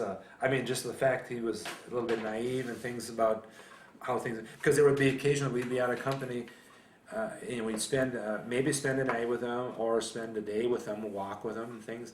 And then all of a sudden he said, well, get us up to that LZ. No, they'd be part. Well, I said, Kuennen and I will go up to that LZ. He said, we'll get picked up there. And I said, well, okay, we'll send a squad with you. No, we'll go. And he would go. He actually walked point. He had a 45, and he would walk. I would just be scared. I said, God. Well, of course, we weren't in the Highlands. Yeah. We weren't where the, you know, what we had been through. But being through what I had been through, you know. Sure. Yeah. I thought, oh my God, this guy doesn't have a, you know. But no, we did that in different times. And that was only once or twice. But we would walk, you know, a couple hundred yards or whatever the case was, or walk someplace. And I can remember him walking with his 45, and I'm in my radio. Did he get his CIB? I suppose he did. Yeah, I suppose he did. Yeah. Okay. And then one time, for whatever reason, he had to go someplace else, and he left me. And then I mean, he left me there for a day or something, and I spent another night out. I don't know if I even had food that night, but I spent a night in the field. But then he sent just a chopper out just for me, which was kind of neat. So I got into sit in a co-pilot chair, you know. But yeah, so I did that, and then I was in the rear, and like I said, I worked night, you know, eventually worked nights checking on the people. Doing radio out in the field. work. Yeah, radio work out in the field, you know. Okay. And that's, like I said, after the fact, then all of a sudden you realize, well, that's probably who I was talking to when I first did it, because I would call, you know, like every hour, call somebody, or, you know, I don't exactly know what the terminology of what we use, but check on them, make sure that things are okay. And sometimes, like I said, the people was, you know, they'd maybe say something, sometimes they would just break squelch. And you know, you knew they were okay. So you finished your tour? Finished my tour there, Okay. yeah. Talk about the process of getting home then. Well, yeah, so then, you know, your tour's up, they relieve you, and then it's just a matter of, you know, sitting back in barracks and you know, waiting for papers to come. And I know I had a little free time, and then I you know, another stupid thing, you're at Camp Evans, and the last day that I was there, you know, I guess you befriend somebody, and I can't even recall, but somebody said something, oh, you want to go with me? I got to take some supplies out to some guys that were just out of Evans, you know, 5 miles, 10 miles. I said, yeah, what the hell, I got nothing to do. So I sat in the back, you know, they have these backs with machine guns on, and just sitting there, you know.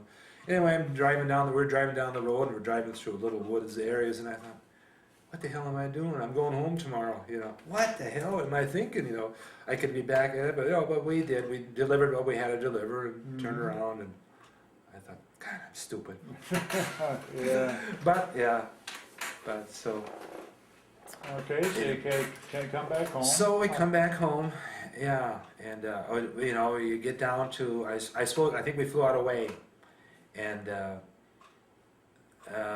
take your weapon, someone online, take your weapon, but we flew home in our jungle fatigues, which I thought was unusual. Oh, you did? Yeah, Okay. yeah, you know, get on the plane, and of course, you know, maybe even the pilot said, well, don't celebrate until we clear the field or something, you know, so you know, you take off, and just walking on a plane, well, of course, it had been an hour on the same thing, but just walking on the plane is such a cultural shock again, because they actually had stewardesses in there and stuff, you know.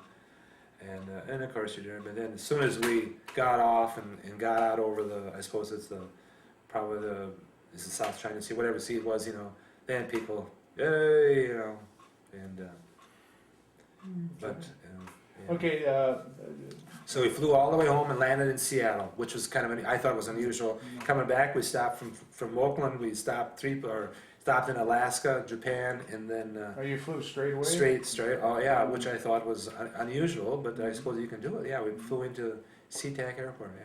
Now, while you were in Vietnam, the public has a perception of a lot of drug use. Did you witness much? Not much. You know, we did, because from like I said, from March until July, we were in the field almost all the time. You know, yeah.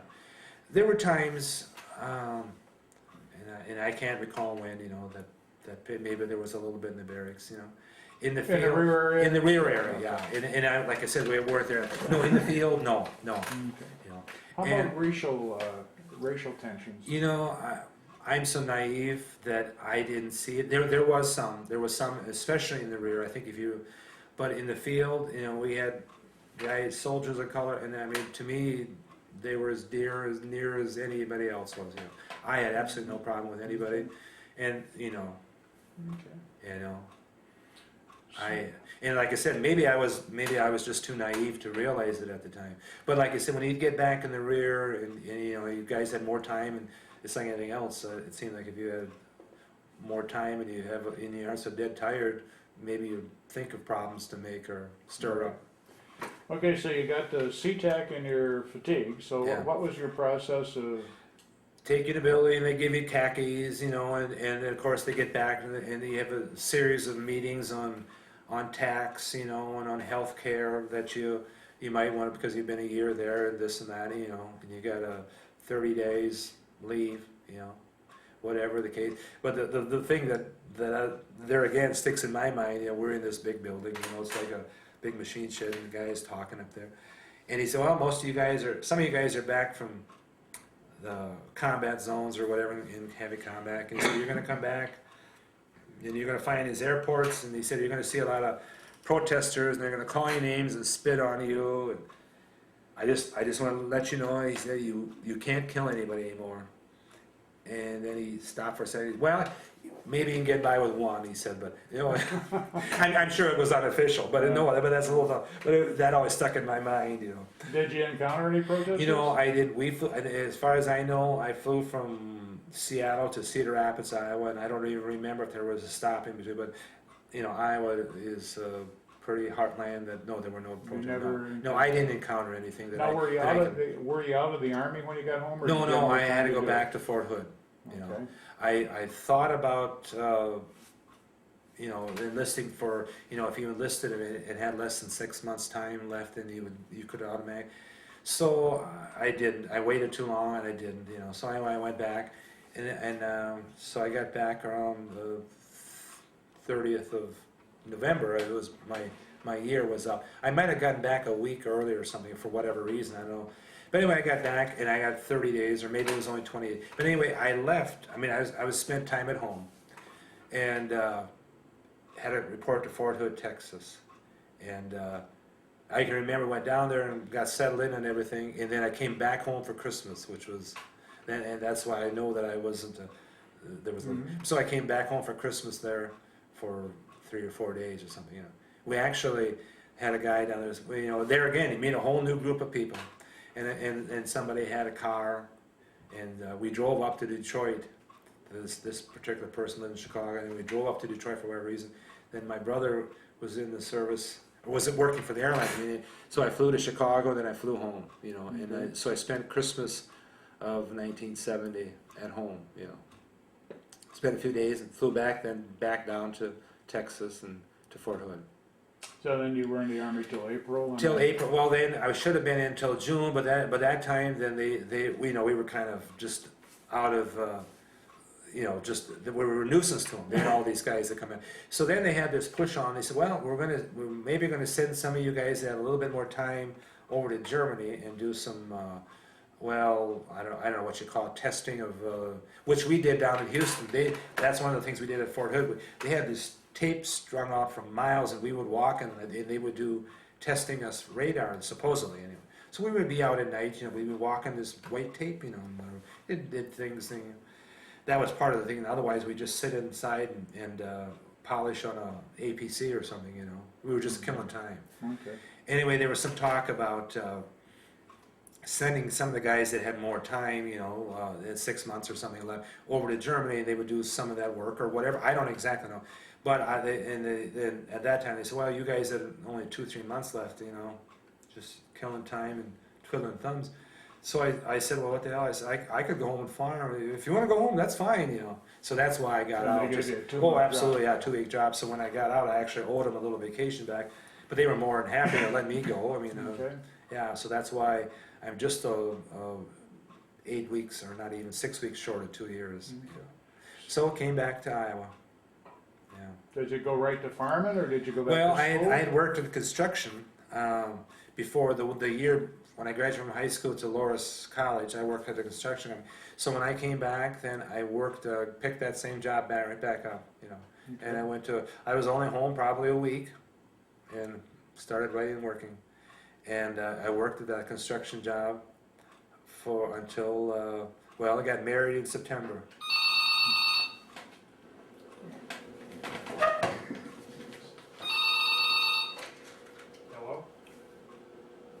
Yes, he is. We're just wrapping up. Okay. Okay, thank you. Bye-bye. It's my wife. I don't know if you're still That's here. my wife, yeah. I'm Well, I sorry. don't know if this one we're Okay, getting. okay. My wife's gonna get interviewed next. Oops. Oh, okay. Oh, okay. Anyways, yeah, So then what did you do? So then, Work construction? work and- construction until, I think a week before I got married. I got married on September 4th of 71 and took a little honeymoon and started at the University of Northern Iowa. You know, picked up my college career. First year was tough, you know, being home, in, like there again, in retrospect, you think back on just more or less shell-shocked and the usual uncertainty about what's behind this door or who's behind me, and this, it was really hard to concentrate, you know. Did you finish at University Yeah, of Iowa? finished, graduated Northern in Iowa? 75, And what major? majored in business management, you know. Just because I had I think the GI Bill, it was kind of an ego thing, you know, to do it. And then after I graduated, I walked into the post office one day and I said something about you hiring, you know? And Roger Galloway in Cedar Falls, where the University of Northern Iowa, yeah, we actually need somebody, you know, and asked about me and this and that, and I got hired, you know. Yeah, because I had taken the test screeners, pretty much got hired on the spot. Great. Because, well anyway, so then I worked for the post office, I started working, but then about 9 months later, my uncle wanted to, didn't have any children, he and his wife, wanted to sell the farm, so it was right next to the farm where I grew up and my brother farmed on. So I quit the post office then in 75, March of 75, came home and farmed, bought the farm, came home and farmed for, well, I mean, I'm still farming, but I farmed for 20 years, milk cows, things, fixed up with our milk cows. And meanwhile, we had children, had 3 boys and a daughter, and grew up. The barn was getting old, I didn't want to stick some money, so I sold the cows. And my wife said something about, well, why don't you go back to the post office? And it was purely an insurance thing, the health insurance thing, because we were paying anyway. So I started back at the post office, and I'm still at that today. Oh, okay. I'm still at Letter Carrier for a few more months or until next year. I think I'm gonna call that a career, and still farming. Great. Yeah. Fantastic. Well, certainly you have a great story, and it's my pleasure interviewing you, and thank you for Okay. your service. Yeah. Thank you. Shut this off.